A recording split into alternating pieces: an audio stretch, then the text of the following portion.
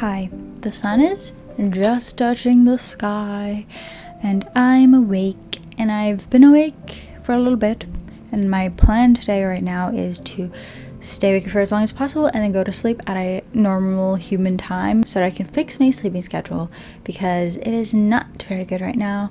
I've not been doing very well the past few days, which no surprise there. That's my update literally every time, is I'm not doing well.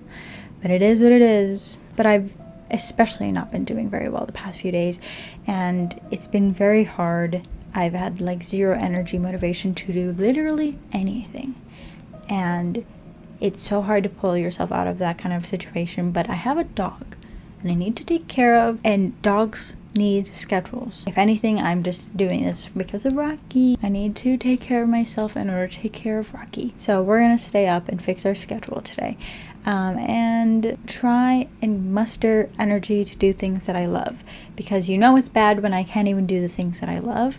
So I already had my anxiety attack of the day, hopefully no more, please. And I was just journaling because I have been neglecting my journal because of everything as well. So I tried to start a book earlier, but it just was not. I feel like, yes, I've read a lot of the same like tropes and genres, but when I was looking for something new to read, I really felt like everything was the same. It was like morally gray, villainous, male main character kidnaps girl, takes to realm or house or castle or whatever, and blah blah blah, enemies to lovers. I love that shit. Give me that all day. But write it well and write it with a little bit of differentiate, something a little bit different across all of these. But I feel like every book that I was looking up was like the same exact thing. And there was another there's another one, I don't remember, but there's another like formula that I keep seeing as well, and it's just like, come on, something different. Like, I love it, but like, it's gonna wear people out eventually, you know? I don't think this is it, but like writing about fae, but they're not really fae. They're not like traditional like fairies, you know what I mean? The most traditional fairy book that I've read still to this day is The Cruel Prince. There's like other types of fairies, and like that's like whatever, like Court of Thorns and Roses types of fairies. I feel like nobody really gives like the trickster fairy vibes anymore, and that's what I want. Okay, give me recommendations. Give me any romance fantasy recommendations, honestly. I need something recommended, even if it is what I've just been complaining about, like, oh, it's like the same kind of formula, but like I'll eat that up all the time, but if it's done well. Anyways, so I decided to start City of Nightmares. It's by Rebecca Schaeffer, and I haven't really heard anybody talk about this book before, but I had seen it on Goodreads a while ago, and then it came out again recently, so I looked it up, and it was going to be on Scribd in a few days, and so I've saved it for now, and I've just started it. It's a YA fantasy, horror, urban fantasy, and it takes place in this world where you dream of a nightmare, and then you wake up as that nightmare, and you're like stuck as the nightmare. And the main character, her sister, turned into one of the nightmares and killed their father, and so now she's like severely traumatized, and she lives in a world full of nightmares, and people turning into nightmares all the time. So yeah, very traumatizing. But I figured this book would be fun. Traumatized? Very fun. Anyway, so I've started that. It's a pretty short book. It's only 4 hours and 20 minutes at 1.8 speed, which is what I'm listening at. And so I'm going to read that. Hopefully a little bit later I'm going to bake a cake. And then later after that I have to go to the post office, drop off some orders, and then also go and pick up Rocky food. So that's what's up.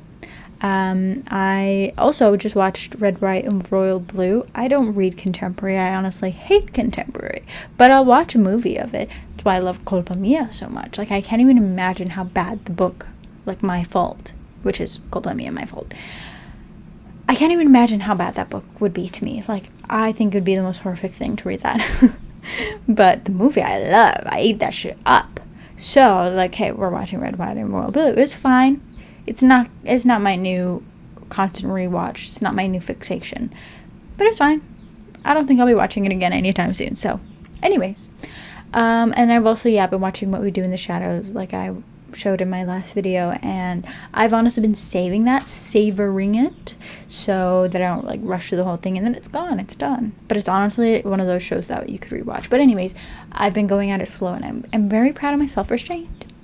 So I'm trying my best, I'm doing my best, and that's all I can say for now. Right, Rocky? He's sound asleep. Good for him.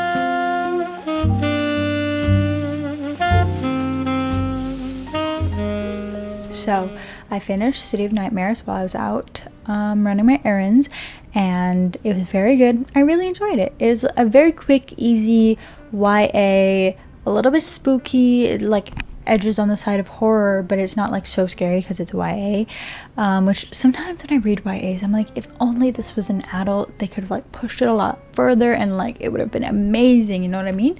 But it's a YA. Not to hate on YAs, but whatever. So it's an easy read, so if you're looking for something quick and enjoyable, I'd recommend this one.